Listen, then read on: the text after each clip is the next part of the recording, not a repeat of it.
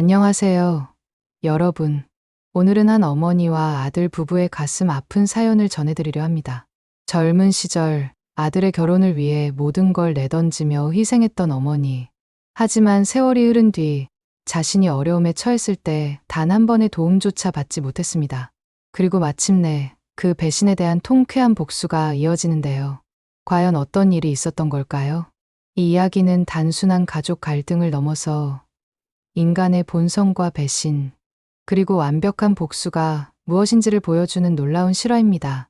끝까지 보시면 정말 속이 시원한 결말을 만나실 수 있을 거예요. 그럼 시작해 보겠습니다. 우리의 주인공은 경기도에 거주하는 이순자 씨, 68세입니다. 순자 씨는 젊은 시절부터 평생을 억척스럽게 살아왔지만 하나뿐인 아들 민수만큼은 절대 고생시키지 않겠다는 일념으로 살아왔습니다. 순자 씨의 남편은 민수가 중학생일 때 갑작스런 교통사고로 세상을 떠났습니다. 그 순간부터 순자 씨의 진짜 고생이 시작되었죠. 혼자서 아들을 키우며 온갖 어려움을 다 겪어야 했습니다. 새벽 4시부터 시장에서 일하고 오후에는 파출부 일을 하며 밤늦게까지 아들의 교육비와 생활비를 벌어야 했습니다. 손이 거칠어지고 허리가 구부러져도 순자 씨는 포기하지 않았습니다. 아들만큼은 좋은 교육을 받고 떳떳한 사람으로 키우고 싶었거든요.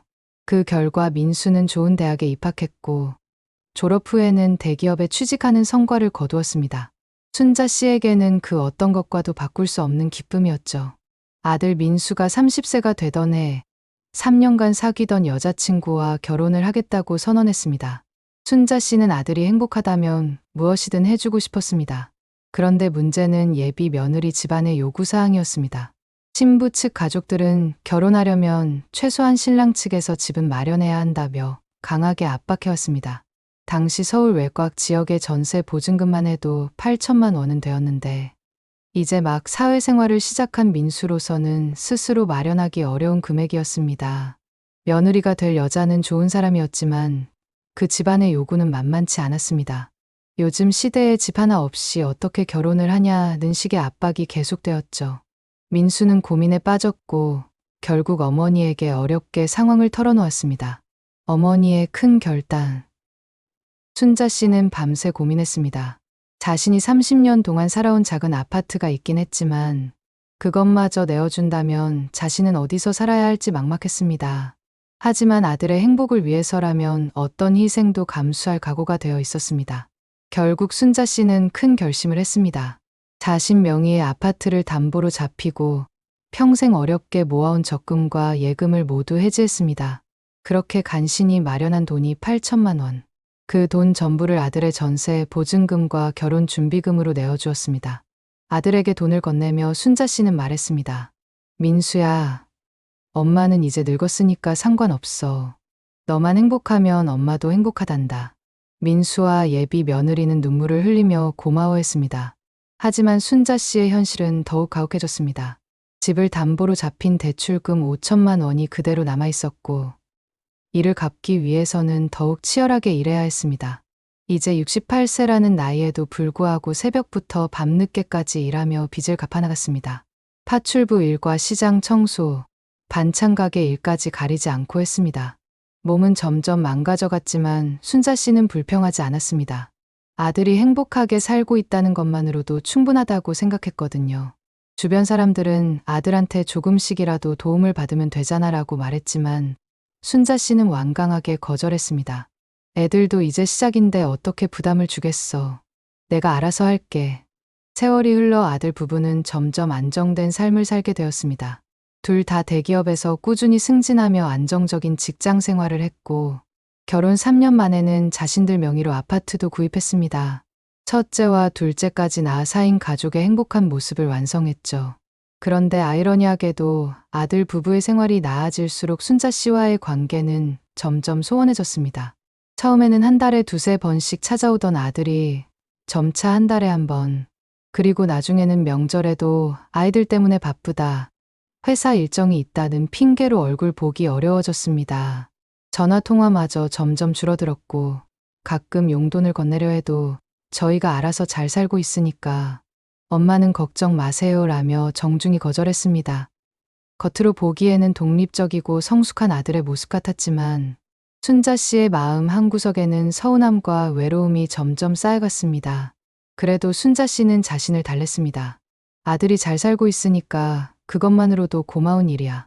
여전히 혼자서 빚을 갚아나가며 좁은 원룸에서 외롭게 지내면서도 말이죠. 그러던 5년 후 어느 날 순자 씨에게 청천벽력 같은 일이 벌어졌습니다. 새벽에 갑자기 극심한 복통과 함께 쓰러진 것입니다. 응급실로 실려간 순자 씨는 담낭암 3기라는 충격적인 진단을 받았습니다. 담당 의사는 심각한 표정으로 설명했습니다. 수술과 항암 치료를 동시에 진행해야 합니다. 치료 과정이 만만치 않을 텐데 건강보험이 적용되더라도 환자 본인 부담금이 최소 2천만 원은 나올 것 같습니다. 빨리 치료를 시작해야 하니 가족들과 상의해서 결정해 주세요. 순자 씨는 머리가 하얘졌습니다. 그동안 빚을 갚느라 저축해둔 돈이 거의 없었고 월급쟁이로 살아온 터라 갑자기 큰 돈을 마련할 방법이 없었습니다. 병원에서는 수술 일정을 잡기 위해 선입금부터 납부하라고 재촉했습니다. 생명이 걸린 상황에서 돈 때문에 치료를 미룰 수는 없었습니다. 고민 끝에 순자 씨는 떨리는 손으로 아들에게 전화를 걸었습니다. 평소 자주 연락하지 않던 터라 더욱 어색했지만 생명이 걸린 일이니 어쩔 수 없었습니다. 민수야, 엄마야. 엄마. 갑자기 웬 전화예요? 혹시 무슨 일 있으세요? 그게 엄마가 갑자기 큰 병에 걸려서 수술을 받아야 하는데 병원비가 너무 많이 나와서 전화 너머로 잠시 침묵이 흘렀습니다. 순자 씨는 용기를 내어 말을 이었습니다. 2천만 원 정도 필요한데 엄마가 지금 손에 쥔 돈이 없어서 혹시 도와줄 수 있겠니? 그때 아들의 대답은 순자 씨의 가슴을 얼어붙게 만들었습니다. 엄마, 저희도 여유가 없어요. 아이들 학원비만 해도 월 200만 원씩 나가고 아파트 대출 갚는 것도 빠듯하거든요. 그리고 지금 회사 상황도 불안정해서 언제 어떻게 될지 모르는 상황이에요. 옆에서 며느리의 목소리도 들렸습니다. 저희도 정말 어려운 상황이에요. 요즘 같은 시대에 누가 현금으로 2천만 원을 바로 마련할 수 있겠어요? 현실적으로 불가능해요. 아들이 다시 말했습니다. 엄마, 정말 죄송해요. 저희도 도와드리고 싶은 마음은 굴뚝 같은데 현실적으로 어려워요. 국가에서 지원해주는 의료비 제도 같은 거 알아보시면 안 될까요? 아니면 친척들한테도 한번 연락해 보세요. 순자 씨는 망치로 머리를 얻어맞은 것 같았습니다.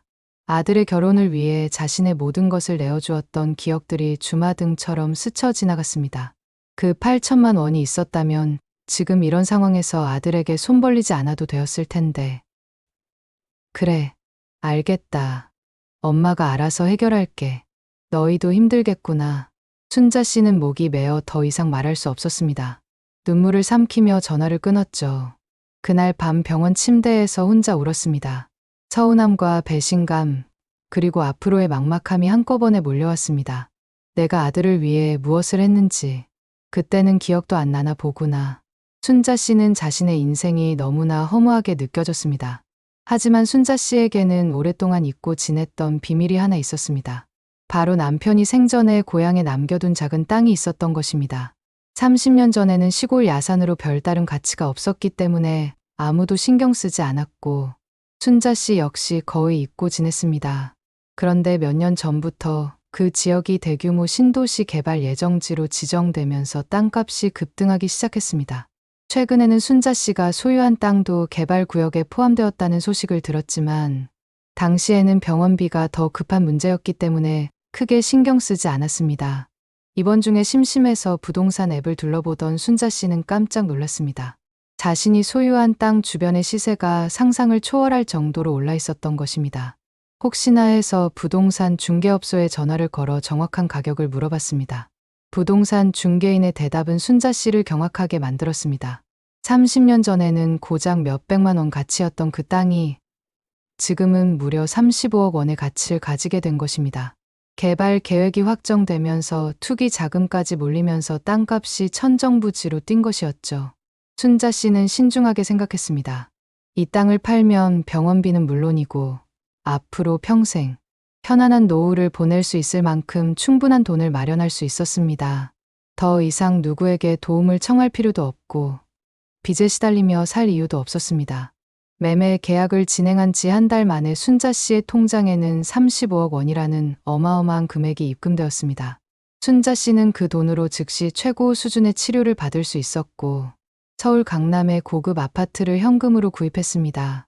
남은 돈으로는 안전한 투자를 해서 평생 써도 남을 만큼의 안정적인 수익을 만들어냈습니다. 이 놀라운 소식은 순식간에 동네와 친척들 사이로 퍼져나갔습니다. 순자 씨가 땅 팔아서 대박 났다더라, 35억을 벌었다더라는 소문이 들불처럼 번졌고 결국 아들 부부의 귀에도 들어갔습니다. 아들 민수는 그 소식을 듣자마자 황급히 어머니를 찾아왔습니다. 순자 씨의 새 아파트 현관문을 두드리며 애타게 불렀습니다. 엄마, 엄마, 저예요. 민수예요. 문 좀 열어주세요. 문이 열리자 아들은 눈물을 흘리며 말했습니다. 엄마, 정말 죄송해요. 그동안 연락도 자주 못 드리고 엄마 아프셨을 때도 제대로 도움 못 드려서 이제부터는 정말 효도할게요. 저희랑 같이 살면서 엄마 모실게요. 그동안 정말 잘못했어요. 며느리도 함께 와서 깍듯이 고개를 숙이며 인사했습니다. 어머님, 그동안 정말 죄송했습니다. 저희가 사정을 제대로 알지 못하고 이제부터는 저희가 모든 걸 책임지겠습니다. 병원비도 저희가 다 해드릴게요. 하지만 순자 씨의 반응은 아들과 며느리가 예상했던 것과는 완전히 달랐습니다.